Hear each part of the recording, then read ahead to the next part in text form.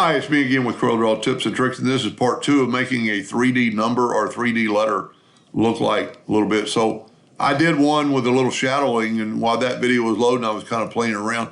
And why not use the contour tool to make it? I was actually going to see what it looked like for a laser engraver, but these parts are kind of little and it might not really work.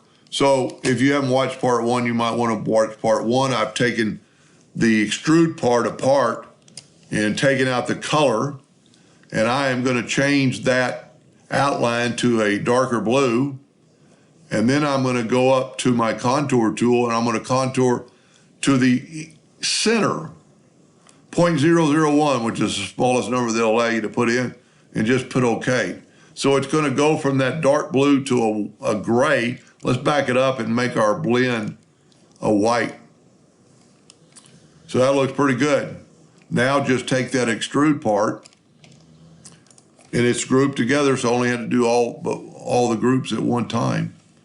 And it just gives it a different looking, I don't know what that would look like printed, but it looks pretty cool. Anyway, I hope that helped a little bit. Thank you.